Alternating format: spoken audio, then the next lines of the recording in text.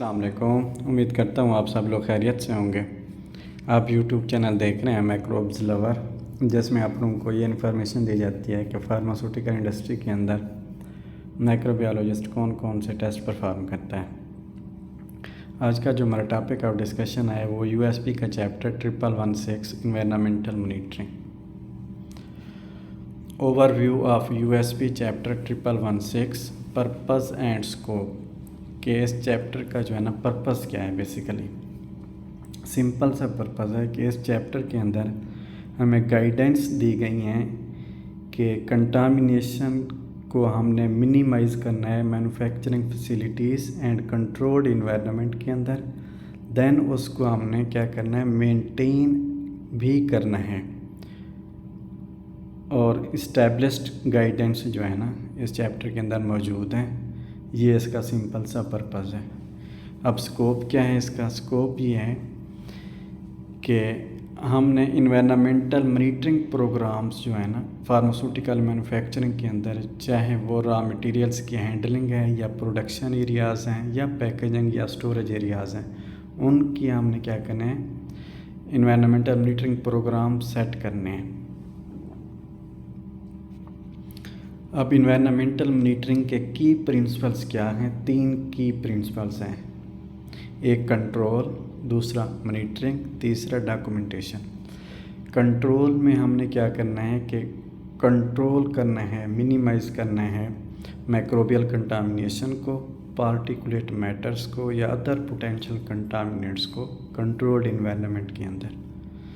दूसरा प्रिंसिपल है मॉनिटरिंग कि हम रेगुलर मॉनिटरिंग परफॉर्म करनी है असेस करने के लिए कि जो हम कंट्रोल्स मेजर्स ले रही हैं इफ़ेक्टिवनेस को चेक करने के लिए। ठीक है, जिस एरिया के अंदर हम कंट्रोल्स मेजर्स लिए हैं, कंट्रोल मेजर्स हम क्या ले सकते हैं कि हम डिसइंफेक्टेंट यूज़ कर रहे होते हैं कंटिन्यूसली। ठीक है, तो उसकी इफ़ेक्टिवनेस को भी चेक करने के लिए तो हम क्या करते हैं, मॉनिटरिंग रेगुलर परफॉर्म करते हैं कि वो कंप्लायंस कर रही हैं स्टैंडर्ड्स को कि नहीं।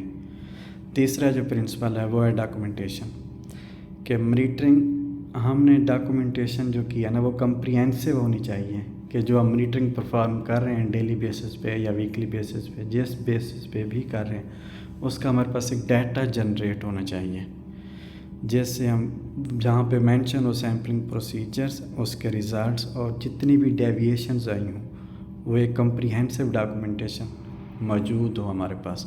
ये 3 थे इन्वायरमेंटल मॉनिटरिंग के प्रिंसिपल। उसके बाद है risk based approach to environmental monitoring. 3 approaches हैं। एक है आइडेंटिफाई द क्रिटिकल एरियाज़ के कहाँ क्रिटिकल एरियाज़ कहाँ पे मौजूद हैं हमारे, उनको हमने डिटरमाइन करना है। क्रिटिकल एरियाज़ जो डायरेक्ट प्रोडक्ट को की क्वालिटी पे इम्पैक्ट डाल सकते हैं उनको हम क्रिटिकल एरियाज़ बोलते हैं। ठीक है, उसके बाद दूसरी रिस्क बेस्ड अप्रोच है डिफ़ाइन करने हैं मॉनिटरिंग पैरामीटर्स कि हमने कौन कौन से पैरामीटर्स मॉनिटरिंग के वहाँ पे इस्तेमाल करने हैं, including microbial limits, particulate counts या अदर रेलेवेंट फैक्टर्स। ठीक। तीसरा इस्टेब्लिश सैम्पलिंग फ्रीक्वेंसी। ये सैम्पलिंग फ्रीक्वेंसी इस्टेब्लिश करनी है, ये किस बेस पे होगी? रिस्क असेसमेंट की बेस पे। अब इस्टेब्लिशिंग क्रिटिकल मॉनिटरिंग लोकेशंस, ये कैसे हम लोकेशन क्रिटिकल को कैसे इस्टेब्लिश करेंगे? 3 उसने बता दिए हैं इस चैप्टर में, मतलब गाइडेंस दी है कि क्लीन रूम्स के अंदर जो कि हाई रिस्क एरियाज़ है जहाँ पे प्रोडक्ट्स मैन्युफैक्चर हो रही हैं। दूसरा एयरलॉक्स हैं। थर्ड जो है ना जहाँ पे इक्विपमेंट की प्लेसमेंट है वहाँ पे भी हम क्या कर सकते हैं, मॉनिटरिंग लोकेशन सेट कर सकते हैं। उसके बाद है सैम्पलिंग प्रोसीजर्स एंड फ्रीक्वेंसी। पहले हमने क्या करना है, सैंपल को कलेक्ट करना है कि कौन कौन सा अप्रोप्रिएट मेथड यूज़ करें फॉर सैम्पलिंग कलेक्शन। सैम्पलिंग किसकी करनी है, एयर की, सरफेस की या पर्सनल की, तो उसके अलग अलग मेथड्स हैं, कौन सा मेथड सूटेबल होगा हमने पहले उसको सिलेक्ट करना है। देन सैंपल कलेक्ट करने के बाद हमने सैम्पलिंग की हैंडलिंग भी करनी है कि सैंपल जो हम कलेक्ट किया है वो मेंटेन रहे, उसकी इंटीग्रिटी, स्टीराइल कंटेनर्स के अंदर या जिस भी चीज़ के अंदर लेना है सैंपल, उसको सही तरीके से हैंडलिंग करनी है। उसकी फ्रीक्वेंसी जो है ना इस्टेब्लिश करनी है casual for environmental monitoring based on the risk assessment and the criticality of each monitoring location के कितना क्रिटिकल है वो लोकेशन, उसकी हमने फ्रीक्वेंसी सेट करनी है एंड रिस्क बेस्ड असेसमेंट की।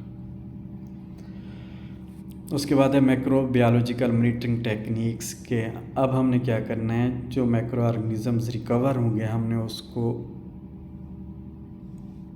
कैसे जो है ना कौन सी टेक्निक यूज़ करनी है। एक culture based methods traditional technique है ये, जिसमें हमने क्या करना है, एगर प्लेट्स यूज़ करना है, सिलेक्टिव मीडिया यूज़ करना है, उसको आइसोलेट करना है, आइडेंटिफाई करना है कि मैक्रो ऑर्गेनिजम्स अगर है तो कौन सा है।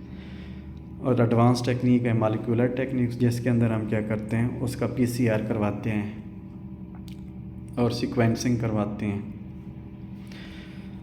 उसके बाद है एयर सैम्पलिंग के मॉनिटर करते हैं एयर क्वालिटी को कि वो डिटेक्ट करे airborne micro organisms using methods like settle plates. Air को हम चेक कर सकते हैं सैटल प्लेट मेथड से भी, and air samplers, active air samplers. अब जो हमारे पास रिज़ल्ट्स आएंगे उसको हमने इंटरप्रेट कैसे करना है और उसका ट्रेंड कैसे जनरेट करना है। डाटा एनालिसिस एवेलुएट करना है एनवायरनमेंटल मॉनिटरिंग डाटा को, ताकि हम आइडेंटिफाई करें ट्रेंड्स क्या जनरेट हो रहे हैं और कितनी डेविएशंस आ रही हैं, एंड पोटेंशियल सोर्सेज क्या हैं कंटामिनेशन के, ये डाटा एनालिसिस में आ जाएगा। ट्रेंड में क्या होगा, ट्रैक करेंगे data over time to assess the effectiveness of control measures and identify the potential areas for improvement. Trending में हम यही चेक करना है कि with the passage of time हमने क्या करना है, उस कंट्रोल मेजर्स की इफेक्टिवनेस को भी चेक करेंगे। देन हम एरिया को इम्प्रूवमेंट करने के लिए कि हमने कौन कौन सी इम्प्रूवमेंट लेके आनी है, जिससे हमारा रिस्क जो है ना वहाँ पे कम हो जाए, और अपनी इफ़ेक्टिवनेस को इम्प्रूव करनी है, कंट्रोल इफ़ेक्टिवनेस। थर्ड है अलर्ट्स। हमने क्या करना है, अलर्ट्स लिमिट्स जो है ना इस्टेब्लिश कर लेनी है इन रिज़ल्ट्स के बिहाफ पे, ठीक है, जो कि हमें ये ट्रिगर करेगा कि हम उसकी इन्वेस्टिगेशन करें and corrective and preventive actions लें। अब करेक्टिव एंड प्रिवेंटिव एक्शंस क्या होते हैं, रूट काज एनालिसिस, इन्वेस्टिगेट करेंगे कोई भी डेविएशंस या एक्सक्लूजन्स जो कि अलर्ट लिमिट को एक्सीड कर रही होंगी, हम रूट काज एनालिसिस करेंगे, उसका चेक करेंगे कंटामिनेशन की काज क्या है। देन उसको काज जब हमें पता चल जाएगी हम उसको करेक्ट करेंगे, करेक्टिव एक्शंस लेंगे, इम्प्लीमेंट करेंगे इमीडिएट करेक्टिव एक्शंस कि हम एड्रेस करें आइडेंटिफाइड इशू को, देन उसे प्रिवेंट करें, फर्दर कंटामिनेशन ना हो उस जगह पे, उस लोकेशन पे। तीसरा है प्रिवेंटिव मेजर्स, डेवलप करेंगे एंड इम्प्लीमेंट करेंगे प्रिवेंटिव मेजर्स को to eliminate the root cause and prevent further occurrence of issues, के फर्दर जो है ना अकोरेंस ना हो। रेगुलेटरी एक्सपेक्टेशंस एंड कंप्लाइंस क्या हैं कि USP का जो चैप्टर है widely recognised as a standard for environmental monitoring in pharmaceutical manufacturing. ये क्या असेंशियल है to ensure the compliance with the regulatory requirements and demonstrate the adherence to GMP principles. ये मतलब मुख्तलिफ गाइडलाइंस हैं जिनको वो क्या करता है, कंप्लायंस करना होता है हमें। ये था हमारा आज का टॉपिक।